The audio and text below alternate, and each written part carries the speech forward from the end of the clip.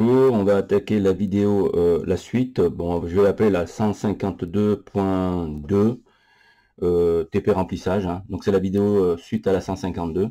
Alors ici, vous avez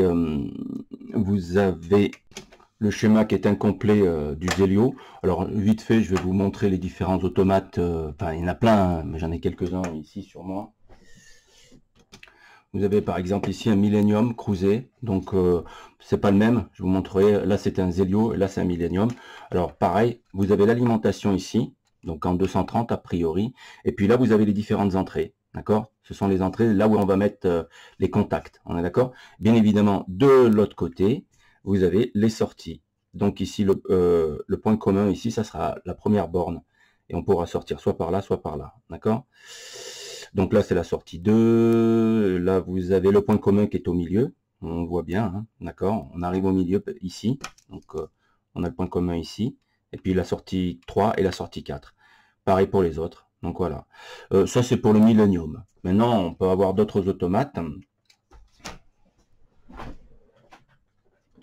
Par exemple, celui-là, le TF, bon, c'est un vieil automate, mais c'est juste pour le principe, hein. Donc pareil, vous l'alimentez en 230 ici, d'accord? Et par contre, lui, il va fabriquer, j'ai pas fait attention, mais c'est pas dramatique, il va fabriquer son propre 24 volts DC. Alors pourquoi? Ben, pour ses entrées. Les entrées, elles sont là. Ouais, vous en avez de 0 à 13. Donc, 0 à 13, ça vous fait 14 entrées, d'accord? Et bien évidemment, les sorties. Alors, petite subtilité, ici, les sorties, par exemple, ici, vous avez le commun de quoi? Ben, de 0, 1, 2, 3. Donc ça, c'est le commun des 4 sorties qui sont derrière. De 0 à 3, ça fait 4. Il faut compter le 0. Hein. 1, 2, 3, 4. Ensuite, vous avez le commun de quoi? Ben, de 4, 5, 6, 7.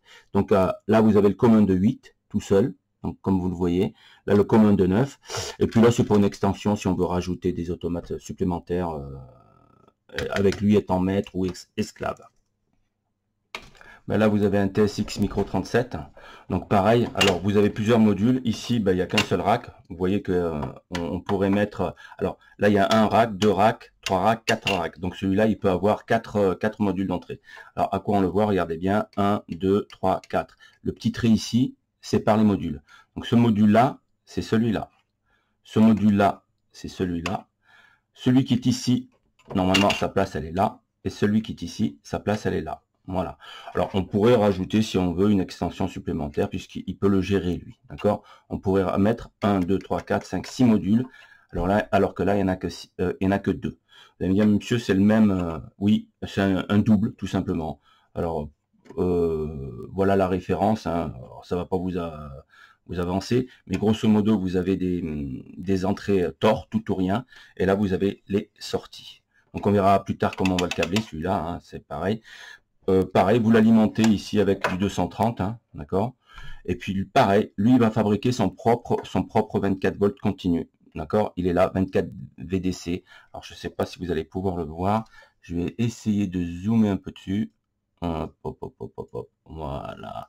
Alors on le voit pas, mais c'est marqué 24 VDC ici, puis le 0 VDC là. 24 et VDC, d'accord? Donc borne 17 et borne 18. Ok. Donc nous on va revenir à nos moutons, c'est un Zelio. Alors j'en ai un ici, c'est pas tout à fait le même parce que celui-là il est alimenté il peut être alimenté entre 100 et 240 volts. Donc ici vous avez l'alimentation. Bien évidemment l'entrée, il faudra prendre la phase qui est ici, la phase, et venir alimenter les entrées, d'accord? Donc là on en a de 1 à 9, ça fait 9, 10, 11, 12. On a 12 entrées. Alors notez petite subtilité que ici les entrées c'est de I1 à IC. C'est la notation que le fabricant a pris. Et là, pour les sorties, eh ben, elles sont complètement indépendantes les unes des autres. Hein. Il n'y a pas de commun, contrairement à celui-là, là, où on avait des communs. D'accord? Donc, par exemple, ici, le commun de cette sortie, le commun, c'est le commun de ces 4 sorties-là. Donc, à nous de le câbler convenablement. Maintenant, si on regarde bien, donc là, vous avez vos entrées, d'accord, qui correspondent à celle-ci, là, jusqu'à IC, d'accord. Et puis là, on a nos sorties qui sont complètement indépendantes les unes des autres, d'accord. Donc, les contacts qui sont ici, c'est vraiment à l'intérieur, hein, c'est à l'intérieur, d'accord. Là, le fabricant, là, il met 1, 2 pour Q1 et ainsi de suite. Donc, l'entrée, sortie, entrée, sortie. Donc, c'est un contact que l'automate va fermer, lui, d'accord. C'est un contact sec, c'est le contact de la sortie. Donc on va voir sur le papier comment on va câbler cet automate là, d'accord? Donc nous on est en 24 volts, hein. Nous c'est pas du FU, c'est du BD. Alors pour rappel, on avait deux disjoncteurs, Q1 et Q2, donc Q1 pour le moteur M1 et Q2 pour le moteur M2, un arrêt d'urgence S4 qui est déjà sur le schéma, et puis voilà, je crois que c'est tout, les équations. Donc là il fallait que vous fassiez votre propre schéma. Donc là on a bien un transfo 424, donc on sort avec du 24 volts. Donc l'alimentation ici on va sortir par Q4, on est d'accord? Donc le 24 volts il arrive d'ici par Q4. Ensuite vous avez fait le schéma excusez-moi, vous avez fait le schéma en technologie monostable. Petite subtilité, quand vous avez fait le schéma en technologie monostable, on avait ces équations-là, hein, c'était à vous de les faire. Et le schéma qu'on avait fait, on avait fait pour le KX1, la première équation, hein, d'accord? La première équation, excusez-moi, elle est là. On avait mis Binit. Alors Binit ici, il est là, hein, d'accord? C'est un bouton poussoir, donc ça nous coûte un bouton poussoir, ok? Et on verra qu'avec l'automate, on peut s'acquitter de ce bouton poussoir en prenant une mémoire interne. Une astuce, on verra. Donc là, on va pas se casser le popotin. On va faire... Alors moi, je le fais à la main, mais il faudra que ça soit propre, fait à la règle. Hein, d'accord? Je le fais à la main pour aller vite. Donc ici, vous avez un fin de course que je n'ai pas encore nommé, mais je vais le faire rentrer ici dans les entrées. D'accord? Entrée, entrée. Donc là, j'ai fait la liaison. Alors, le fin de course, on va voir les noms qu'on va lui donner. Hein. Alors, on avait vu qu'il y avait S1, S2, S3. Donc, les voilà. Donc, on a S1, S2 et S3. Donc, ça, ce sont bien les entrées. Hein. On les avait mis là. Et ça, ce seront les sorties. D'accord? Donc, les récepteurs en sortie et les entrées, enfin, et les contacts NO ou NC en entrée. D'accord? Pour ne pas me casser la tête, je vais appeler celui-là S1, celui-là S2 et celui-là S3. Donc là, ça ne fonctionne pas. Pourquoi? Parce que la boucle n'est pas bouclée. Alors, petite subtilité, je mets en rouge ce qu'il y a à l'intérieur de l'automate, on est d'accord? On va dire qu'à l'intérieur de l'automate, il y a une forme de mémoire ou de loupiote, on va dire. Lui, il va lire l'état de la loupiote, le micropros. Donc là, je vais dessiner une loupiote. Est-ce que vous comprenez? C'est une petite LED. Sur certains automates, les voilà les LED. On les verra s'allumer, d'accord? Alors, celle-ci pour l'entrée 0, et ainsi de suite. Et ça, c'était pour les sorties. On est d'accord? Donc, comme on avait dit, il y avait 14 entrées ici. Et de 0 à 9, ça fait 10 entrées. Donc, ces LED-là, l'automate, lui, quand il va scruter, il va lire leur état. Et en fonction du programme que vous avez fait, ben, il va donner l'ordre de fermer ou pas fermer les sorties. D'accord? Correspondantes. D'accord? Donc, ce que je mets en rouge, il ne faut pas le dessiner. Il faut savoir que c'est à l'intérieur. On est d'accord? Mais c'est juste pour que vous compreniez. Que la boucle soit bouclée. D'accord? Voilà. Je le fais juste à ces trois-là. Alors, il faut que la boucle soit bouclée pour qu'on arrive par le potentiel haut et on reparte par le potentiel bas. Alors ici, si vous regardez bien, ben, il n'y a rien de câblé, hein, à part ça que je viens de mettre. Mais ce qu'il faut savoir, c'est que les entrées ici, elles sont toutes reliées au 0 ici, en interne. En interne, d'accord? Il ne faudra pas le faire, ce schéma-là. C'est juste pour que vous compreniez. Donc, tout ce qui est en rouge, c'est pas une obligation. Par contre, ce qui est en bleu, obligé. Alors maintenant, moi, ce que je veux, c'est qu'elle, cette loupiote s'allume. Et comme ça, quand l'automate va scruter l'état de l'entrée, il va voir qu'elle est à 1. Alors, maintenant, si j'appuie là-dessus, il ne se passe rien. J'ai aucun potentiel sur le fiche 13 ici. Donc, l'entrée 13. Donc, il me faut mon 24 volts. Pourquoi? Parce que si j'amène mon 24 volts ici, l'entrée 1, elle sera soumise à l'entrée 24 et à la sortie 0. 24 moins 0, différence de potentiel. À ce moment-là, il y a un courant qui va circuler. Conclusion, il faut que j'amène mon 24 volts ici. C'est ce que je fais. Voilà, je l'emmène. J'ai amené mon 24 volts ici. Donc, je l'amène ici aussi. Et puis, pareil, là. Et puis là, la boucle est bouclée. Si vous regardez bien, ça fait ça. D'accord? Ça fait bien mon 0. Le problème, c'est que mon 24, comme vous avez vu, il arrive d'ici. Parce que là, l'automate, le Zelio, lui, il fabrique pas son 24 continu. Il faut venir l'alimenter. Alors, le 24 continu, il arrive d'ici. Si vous vous rappelez bien, c'est Q4 qui le fournit via le transformateur qui est ici. Hein. Donc mon 24 volts, la source 24 volts est générée par le transformateur et protégée par Q4. D'accord? Donc là, j'arrive de Q4. Donc j'ai mis en pointillé. Donc ici, comme il y a une protection en amont, je viens directement alimenter mon automate. Donc j'ai pas besoin de passer par l'arrêt d'urgence. Hein. C'est un choix que je fais. Hein. Maintenant, si vous voulez passer par l'arrêt d'urgence, à ce moment-là, quand vous appuyez sur l'arrêt d'urgence, vous arrêtez l'automate. On n'aime pas trop. Donc ici, on alimente ici. Donc j'apporte mon 24 volts ici. Donc là, j'ai bien le 24 volts qui vient de Q4. D'accord? Et là, c'est mon 0 qui vient aussi de Q4. Ça, c'est mon 0. D'accord? Mais ce 0-là, il faut l'amener ici. Donc, ce que je vais faire, je vais l'emmener ici. Alors, hop, hop, hop. C'est un croisement. Tac, tac, tac. Attention, les fils ne font que se croiser ici. S'il y avait une connexion, je mettrais un point avec enfin, je mettrais un point, ce qui n'est pas le cas. Donc mon potentiel 0, il se propage via ce fil-là jusqu'ici. Et ce potentiel 0 vient bien de Q4. Je le mets ici pour vous rappeler que ça vient de la protection Q4. Et le 24, il arrive ici. Conclusion ici, c'est le potentiel haut. Et puis là, vous pourrez dire que c'est le potentiel bas. Alors, je le mets comme ça, mais on n'est pas obligé. Hein. En réalité, il n'y a pas de neutre. Il n'y a pas de neutre. Mais c'est juste pour stipuler que c'est le potentiel bas. On continue. Donc là, c'est mon arrêt d'urgence S4 qui était dans le cahier des charges. Donc on le voit là. Hein. Donc mon S4, c'était bien mon arrêt d'urgence. Et j'ai mes disjoncteurs Q1, Q2 qui vont arrêter le moteur. D'accord? Donc on va voir comment que ça va fonctionner. Je vais donc alimenter mon KM1. Alors mon KM1, j'amène mon fil ici. C'est bien mon 24 qui arrive ici. D'accord? Là, alors on n'a pas besoin de mettre un point, mais je le mets exprès. Alors quand il y a un T, il n'y a pas besoin de mettre un point. Mais je le mets pour que vous compreniez qu'on vient prendre notre potentiel ici. Pareil ici, hein, je veux dire, là c'est une forme de T. Quand il y a un T, on n'a pas besoin de mettre le point. D'accord? Donc ici, c'est le potentiel 0 qui arrive ici, le potentiel 24. Donc mon automate, il est alimenté. Maintenant, il faut que j'alimente cette sortie. Donc cette sortie, ben, je vais rentrer ici. Je rentre. Ça, c'est à l'intérieur de l'automate et je sors. Alors, je sors, attention, il faut que je mette une protection. Quand mon disjoncteur on avait dit Q1 pour le moteur M1 et Q2 pour le moteur M2. Donc, celui-là, moi, je vais l'appeler KM1. Ça sera ma sortie KM1. Donc, ici, je vais mettre mon arrêt pour mon disjoncteur. Voilà. Ça sera Q1. C'est le disjoncteur Q1 qui va le commander. Alors, regardez bien, la boucle n'est pas bouclée parce que, vous voyez, il me manque ici un fil. Donc, voilà. Et là, cette fois-ci, la boucle est bouclée. Donc, si Q4 est fermé dans le schéma de commande précédent, dans le folio précédent, si Q4 est fermé et que l'automate ferme ce contact, d'accord, vous voyez, si l'automate ferme ce contact, alors ça c'est la sortie Q1, on est d'accord, on va adresser Q1. S'il ferme l'automate, est-ce que vous voyez que la boucle est bouclée? Alors, attention, ce Q1, c'est formidable.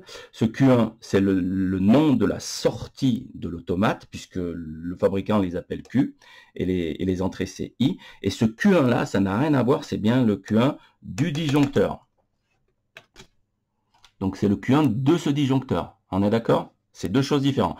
Ils ont le même nom, mais c'est pas la même chose du tout. Donc je continue. Ici, je m'aperçois que je suis en face de Q4. Q4, ben, moi j'ai mon disjoncteur Q, c'était Q2 pour le 1. Je vais donc mettre mon Q2 et ça c'était mon KM2. Là, je fais mon truc et là, la boucle n'est pas bouclée. Pourquoi? Parce que le 24, il apparaît ici. Il va falloir que je l'amène jusqu'ici.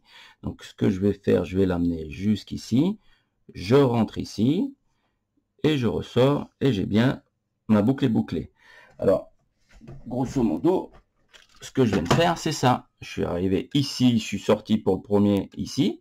Donc, j'ai câblé là, et je suis ressorti là. Et pour l'autre, je suis venu ici, sur le Q4. D'accord? Il me reste ma sortie H1. D'accord? H1, bah, comme je vois qu'elle est en face de Q6, je vais me mettre en face de Q6. Alors, pourquoi j'ai écarté comme ça? Bah, pour avoir de la place, tout simplement. Donc, ici, bah, ça marche pas. Pourquoi? Bah, parce que j'ai bien mon 0 qui est ici. Alors, j'ai pas mis de protection pour la lampe, hein. Il n'y avait aucune raison, c'était juste la lampe qui avertissait, entre guillemets, le chauffeur pour qu'il parte. Alors, pourquoi ça marche pas? Ben, parce qu'elle n'est pas bouclée. Si vous remontez que l'automate ferme Q6, à ce moment-là, ben, il ne se passe rien, puisqu'ici, vous n'avez pas aucun potentiel. Donc, il faut amener le potentiel 24 ici. Donc, je l'amène ici, mon potentiel 24, et la boucle est bouclée. D'accord? Alors, là, je le laisse bien ouvert. Ça, c'est le gars qui a fait le schéma de ça, qui l'a dessiné comme ça. Donc là, on vient de finir notre schéma de commande avec notre Zelio. On pourrait rajouter, si vous le souhaitez, une lampe disant que mon moteur... Alors, n'oubliez pas que si vous mettez Q1 à 1, voilà, votre KM1 peut fonctionner et votre Q2 peut fonctionner. Dans l'hypothèse où ça se déclenche, rien ne vous informe que vous êtes arrêté. On peut rajouter, ça c'est en plus, des lampes disant oui, vous avez un problème thermique. Et on va rajouter une seule lampe et on va l'attaquer avec les deux disjoncteurs ici. Bah, à ce moment-là, ce que je vais faire, rien à voir avec l'automate, hein, preuve en est, regardez, je passe ici, je me mets même loin, je mets en plus, c'était pas demandé, mais je mets en plus ça.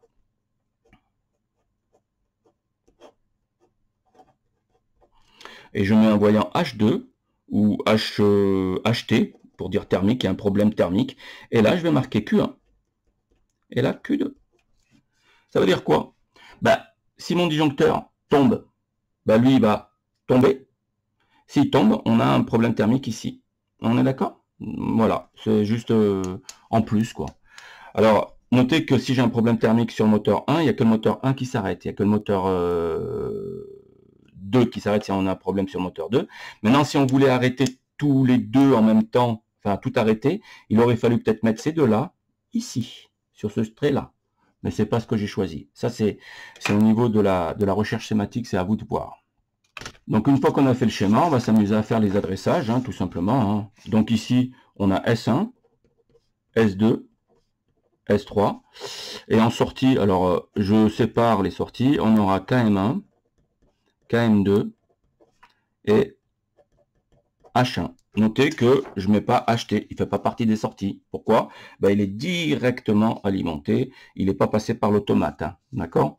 Ceux qui sont vraiment passés par l'automate, c'est KM1, KM2 et H1. Donc eux font partie des sorties. Alors ici, ben, tout simplement, S1, ça sera I1. S2, ça sera I4. D'accord? KM1, ben, ça sera Q1. KM2, Q2. Et H1. Ah, excusez-moi, je me suis trompé. KM2, c'est pas Q2, mais Q4. Donc c'est bien Q4, ici, d'accord? Et the last one, H1, il est en sortie Q6. Voilà votre adressage. Maintenant, s'il faut refaire vite fait, là, je vous ai demandé de refaire le graph set avec le graph set d'adressage. Bah, je reprends ça. Je me mets à côté. Je recopie bêtement ce graph set. Petite particularité, je vais le faire vite fait exprès. Je vais marquer M1 au lieu de 1. Je fais mon petit graph set. 1, 2, 3. Ah, excusez-moi, ça va faire short, mais ça va le faire. Voilà. Hop là. Oh, j'aurais dû faire dans l'autre sens, mais c'est pas grave. Donc ici, on a M1. Donc ici, on va avoir M2. On va avoir M3. Et là, M4. Alors, regardez bien. Ici, c'était X1, X2, X3, X4. Alors là, ben, pour mes sorties, je vais pas me casser la tête. Alors, je le fais comme ça. On peut voir cette manière. KM1, c'est Q1. KM2, c'est Q4. Donc KM1, KM2 en X2. Donc il faut faire la corrélation. Hein. Donc X2 c'est M2, X3 c'est M3 et ainsi de suite. Hein. D'accord? En M3, ben, on a juste Q2. Donc Q2 c'est Q4. Et the last one, H1 c'était Q6. Pour mes entrées, alors mes entrées c'est celles qui sont en face des transitions. Hein. Donc chacune des transitions, on en a bien ce qu'il faut. Alors S1 c'est I1. S2 c'est I2. Non, S2 c'est I4. Oh. Faire attention. Ah, S3 je ne l'ai pas mis. Ah, faut que j'aille voir S3, excusez-moi. S3 c'était I6 ici. D'accord? Si vous regardez bien S3 là, on avait bien I6. Excusez-moi, I6. Il est là. D'accord? Bon, une fois qu'on a fait ça, bah, c'est bon. Hein, on n'a plus qu'à enquiller. S3, ça me fait du I6 ici. Et puis là, bah, c'est du I1. Alors, là, on avait choisi ça comme transition. Il y en a certains, ils auraient choisi que ça. Hein. Et eux, ils estiment que si ça part, s'il y a S1 bar, le camion est parti. Mais là, on a plus de sûreté. On s'aperçoit vraiment qu'il est parti parce qu'il n'appuie plus ni sur S2 ni sur S3. D'accord? Ou il y en a certains qui auraient mis que ça, que S2 bar. S'ils estiment que si S2 n'est pas appuyé, ça veut dire qu'il est pas, il est plus dessus. D'accord? C'est un choix. D'accord? Pour rappel, je vous le remets là. Voilà. Ah, excusez-moi. Voilà, le S2, il est là. D'accord? Donc, s'il n'y a pas de camion, il n'y a personne qui appuie sur S2, quoi. Voilà. Donc là, j'ai terminé mon graph 7 en mettant I1 bar et I4 bar et I6 bar. D'accord? Alors maintenant, proposer le graph 7 d'adressage, réaliser le programme. Alors, vite fait, la petite subtilité ici, c'est qu'avant, ici, on avait notre binit là. Vous voyez? Et bien là, on va pas mettre de binit parce que ça va nous bouffer une entrée. D'accord? Ça nous bouffe une entrée ici. Si je mets binit quelque part, ça va me manger une entrée pour rien. Et puis en plus de ça, ça va me coûter le prix d'un bouton poussoir. D'accord? Donc dans le temps, il mettait un bouton poussoir à clé. Par contre, il était à clé. On avait une clé. Je suis désolé, j'ai pas de clé ici. C'est juste pour vous montrer. Et c'était notre binit. Donc ça nous coûtait ça. Et puis il fallait venir l'adresser ici. Donc c'était pas intéressant. Donc maintenant avec l'automate, on peut fabriquer. Nous, on veut une impulsion. Ça veut dire quoi? Quand je veux initialiser mon étape 1, je veux juste une impulsion électrique. Ça veut dire quoi?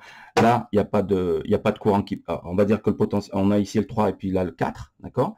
Si je fais rien, potentiel 24, il est là, et il n'y a rien comme potentiel ici. Je fais rien, il ne se passe rien. Si j'appuie, je propage, je fais juste une impulsion. D'accord? Une impulsion, ça veut dire quoi? Ça veut dire qu'ici, j'ai mon binit, je fais juste ça. Je passe de 0 à 1, en ayant une impulsion. Donc moi je vais fabriquer ça. Je veux juste une impulsion électrique. Passer de 0 à 1 pour alimenter bien évidemment mon truc. Ma mémoire initiale. Alors ici la petite astuce. Donc nous sur notre automate, on va mettre petit t, grand G, bar. Alors c'est quoi? C'est une tempo. Alors petit t parce que c'est un contact normalement fermé. On va voir ça tout à l'heure. TG bar. Donc c'est un normalement fermé. Je vais voir comment, je vais vous montrer comment on fait. Maintenant, si je tire les équations de ça, vous savez faire. Hein. Je vais les tirer. Alors je les écris sur une feuille parce que j'avais pas beaucoup de place. Donc j'ai essayé de le faire là, ça marche pas. Enfin, il n'y a pas beaucoup de place. Donc je me suis mis là-dessus. Donc ici M1, vous avez comme ça tout le monde a.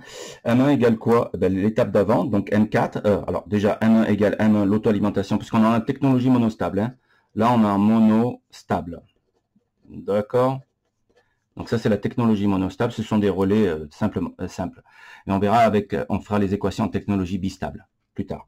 Donc ici, M1 égale quoi? M1, l'auto-alimentation, ou M4 et tout ça. Alors, j'ai pas mis la parenthèse. Vous pouvez la mettre si vous le souhaitez. Alors, pourquoi je l'ai pas mise? Parce que là, c'est une multiplication. C'est pas dérangeant. Vous pouvez la mettre si vous le souhaitez. Comme ça, vous vous trompez pas. À chaque fois que vous avez une transition qui est composée... la réceptivité composée de différents éléments, vaut mieux mettre des parenthèses. Là, j'ai mis le TG bar, c'est ce qu'il y a de nouveau, on va voir ce qu'il y a de nouveau, d'accord? Et puis M4. Alors là, pareil, hein, c'est exactement la même chose que la fois d'avant. Hein. Il y a vidéo, allez voir la vidéo 152.1, d'accord? Donc maintenant, je vais mettre ça dans l'automate. Donc pour arriver à cette page, vous allez dans le menu démarrer qui est en bas à gauche, dans industriel si mes souvenirs sont bons, et vous allez chercher Zelio Soft 2. Vous cliquez dessus, vous allez tomber sur cette page. Donc là, vous faites nouveau programme. Hein. Donc nous, c'est bien le SR2B201B. Il est alimenté, contrairement à celui que j'ai, en 24 volts. Donc nous, c'est l'avant-dernier, SR2B201B. Donc on vient cliquer ici et on vient chercher celui-là. Donc on fait suivant. Là, on met suivant. On verra ça pour la com et tout ça, on verra ça plus tard. Suivant. Et là, vous cherchez l'ADER. D'accord? Il est déjà en ladder, vous le mettez en ladder. On verra pour le FBD plus tard. Donc voilà. Et là, il vous ouvre une page. D'accord? Donc maintenant, qu'est-ce qu'il va falloir faire? Intégrer ces équations qui sont en syntaxe, entre guillemets, Zelio. C'est de la syntaxe Zelio. M1, il existe sur Zelio. I1, I1, tout ça, ça existe sur Zelio. Donc il suffira de mettre ces équations dans l'automate. Donc là, pour vous expliquer, ici, vous avez les contacts. Donc, ce seront des contacts secs, normalement ouverts ou normalement fermés. Colonne ici, colonne là. Vous avez 5 colonnes. Là, les bobines, c'est-à-dire les récepteurs. Et puis là, les commentaires. Donc, je vais faire un truc soft et on verra qu'on pourra approfondir et améliorer le programme de manière à ce qu'il soit facilement lisible. Alors, pour les contacts, ici, vous avez les mémoires, vous les avez tout ici. à votre disposition. Les entrées sont là. Les tampos, elles sont là, puisque je vais avoir besoin des tampos. Donc, je vais avoir besoin des entrées, des mémoires, une tempo et bien évidemment les sorties. Alors, nous, sur notre automate, il y a 8 sorties. D'accord? Et on avait pris, si mes souvenirs sont bons, on avait pris Q1, Q4 et Q6. Donc, on va attaquer la mémoire 1. D'accord? L'étape 1, excusez-moi. Donc, je vais tout simplement écrire ça. D'accord? Je vais l'écrire. Donc là, j'ai un bloc fonction de tempo. Donc, je vais l'alimenter directement. On va voir comment on fait. Puis, je vais faire celle-ci, vite fait devant vous. Hop, hop, hop. On passe ici. Donc, j'ai mon TG bar. J'avais dit TG bar. Je vais chercher la fonction TG bar. Elle est là. Je prends bien le bleu, ici. Je la prends et je la mets directement ici. Et je l'attaque direct, d'accord? On verra pourquoi je l'attaque direct. Ensuite, je me laisse un petit peu de place au-dessus pour mettre toutes mes fonctions internes, genre les tempos, les compteurs, ou ce que vous voulez. Maintenant, si j'ai besoin d'une deuxième tempo, je mettrai toutes mes tempos ici. Donc, je mets d'abord mes tempos, mes fonctions internes, et ensuite mes mémoires. Donc là, j'ai M1 ou M4. Alors, M4, je viens de chercher ici. C'est bien ou M4. Attention, j'ai du I1 bar. Donc, I1. Attention, c'est barré. Alors, pour barrer, vous appuyez sur la barre d'espace. En appuyant sur la barre d'espace, ça vous fait le contact normalement barré. I4. Barre d'espace. I6. Barre d'espace. Et je crois que c'est tout. Et on a notre TG bar ou TG bar. Alors, TG bar, je viens chercher mon TG, mon contact TG. Je mets ma barre d'espace. Et je viens, j'enquille, et voilà, et je ferme. Et après, j'ai mon M2 bar. Donc, M2 bar, je vais chercher mon M2. Je le pose ici, barre d'espace. Et tout ça, j'attaque M1, bien évidemment. Je viens chercher ma mémoire M1. Ma mémoire. Donc là, c'est n'importe quoi. Je peux effacer en faisant ça, en faisant retour. Et je viens chercher bien ma mémoire M1, la bobine excusez-moi, la bobine monostable, c'est celle-ci, hein, d'accord? Et je la mets là. Alors, pour information, là, c'est la bobine monostable. Ça, c'est le télérupteur Reset 7, hein, bistable, on a un. Et là, c'est les bobines Reset 7. On verra ça plus tard. Donc là, je viens de terminer pour la mémoire 1. Donc, il faudra faire, bien évidemment, la même chose pour M2, M3, M4, Q1, Q4 et Q6. Donc, je vais le faire hors film. Pour M2, l'équation, c'est celle-ci, hein, d'accord? Si on revient sur l'écran, on a bien M2 est égal à M2 ou M1 et I1 et M3 bar. Donc si je reviens ici, j'ai bien M2, M1 et I1 et M3 bar est égal à M2. Donc les équations bleues ici, en crayon bleu, ce sont les équations de mes étapes. Je les ai toutes terminées ici. Je vais faire un petit hop là. Et hop, on revient en arrière. Elles sont toutes là. Donc voilà, excusez-moi. Donc on a M1, M2, M3, M4. La structure, c'est toujours la même. Donc ça, c'est bien l'étape initiale et mon TG. Donc maintenant, il ne me reste plus que les équations noires, mes sorties. Donc les sorties, c'est ces trois équations-là. Donc M2, M2 et M3 et M4 pour Q6. D'accord? Donc je vous fais Q1 direct. Donc Q1, je vais aller chercher ma bobine Q1 que je positionne ici. Alors je laisse toujours un petit espace, comme je vous ai dit, hein. Donc ici, les premières lignes, c'est pour les blocs fonctions internes. Ensuite, les lignes d'après, c'est pour les étapes. Et puis en dernier, les actions. Donc moi je le place comme ça. Après vous êtes libre de tout mélanger si vous le souhaitez, hein. C'est pas une obligation, hein. Il y en a certains qui mélangent, mais le problème c'est de se retrouver quand le programme est un peu long. Donc ici on a Q1 est égal à M2, donc je vais chercher mon M2 ici. Mon M2 il est là, je l'attaque. Alors je le mets où je veux sur la ligne, hein. Vous êtes libre, vous êtes free. Attention, là ça marche pas, regardez, parce que pour lui j'ai pris un contact. On est d'accord? Donc on va le mettre ici, ça me va bien, et puis là je l'attaque directement. Ensuite, on a Q4, donc vite fait Q4, Q4, Q4, Q4, bobine, je le mets là. Donc ça, c'est bien ma sortie. Elle est égale à M2 plus M3. Donc je vais chercher mon M2, que je vais positionner, tiens, je vais le mettre ici, plus M3. Alors M3, vite fait, M3, je le mets là, je fais mon contact et je viens, j'alimente ici, comme ça. Alors, c'est pas très visuel. Honnêtement, je préfère faire ça moi perso, excusez-moi, et puis là, là, je le vire, et puis voilà. Donc, voilà, vous êtes libre de le placer où vous voulez en réalité, sur la ligne que vous voulez. Donc, je continue. Donc là, j'ai dézoomé pour que vous voyez toutes les équations. Hein. Donc, les équations des actions, les équations des sorties, et ça, ce sont les équations des fonctions internes. Comme je vous ai dit, fonctions internes, il y aura généralement les tempos, les compteurs, et ainsi de suite. Voire même les textes, hein. On mettra du texte aussi. Donc maintenant, ce qui serait bien, c'est de l'essayer ce truc, voir si ça fonctionne ou pas. Alors comment on fait? Eh ben, c'est pas très compliqué. On va faire notre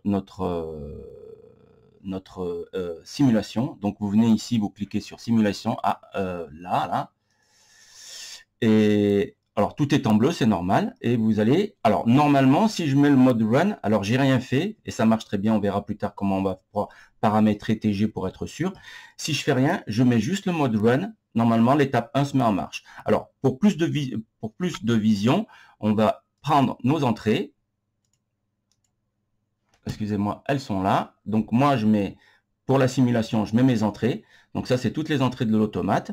Je vais mettre mes variables, mes étapes. Donc, comme j'en ai programmé 4, il m'a mis M1, M2, M3, M4. Et bien évidemment, le but suprême, c'est mes sorties. Donc, voilà. Donc j'ai cliqué ici, je suis allé récupérer et je mets tout ça en face. Alors maintenant, il suffirait de lire le graphe 7 et de venir vérifier si c'est bon ou pas. Donc lire le graphe 7, c'est celui-là de graphe 7. Hein. Donc normalement, quand je mets sous tension, TG bar va mettre sous tension M1 tout seul. Donc voilà. Ensuite, il faudra que j'appuie sur I1 pour passer à l'étape 2, il faudra que j'appuie sur I4 pour passer à l'étape 3 et il faudra que j'appuie sur I6 pour passer à l'étape 4. Et quand je serai à l'étape 2, il y aura Q1, Q4. À l'étape 3, Q4, et ainsi de suite. Donc, il faut que vous ayez le graphe 7 sous les yeux. D'accord? Donc là, comme je suis en mode simule, je n'ai pas encore envoyé le run. J'envoie le run, et automatiquement, normalement, sans rien faire, juste en mettant sous tension, mon M1 devrait se mettre en marche tout seul si on ne s'est pas planté. Voilà, regardez, il s'est mis en marche tout seul. D'accord? Formidable. Maintenant, pour passer à l'étape 2, si vous lisez votre graphe 7, il faut appuyer sur I1. Alors ici, I1, il est là. Si j'appuie sur I1, je vais passer à l'étape 2, et normalement, à l'étape 2, j'ai Q1 et Q4 qui devraient s'allumer, Q1 et Q4. Alors attention, j'appuie, je passe bien à l'étape 2 et j'ai bien mon Q1 et Q4 qui sont actionnés ici. Donc ça tourne. C'est ce que je vous ai dit. On a appuyé sur M1, on est passé à l'étape 2, Q1 et Q4. Donc je suis donc bien à l'étape 2. Maintenant, pour passer de l'étape 2 à l'étape 3, il faudra appuyer sur I4. Donc les deux là vont s'arrêter et ça sera excusez-moi. Q1 va s'arrêter, Q4 va rester appuyé. Donc à l'étape 3, on aura Q4 et à l'étape 4, on aura Q6. On est d'accord?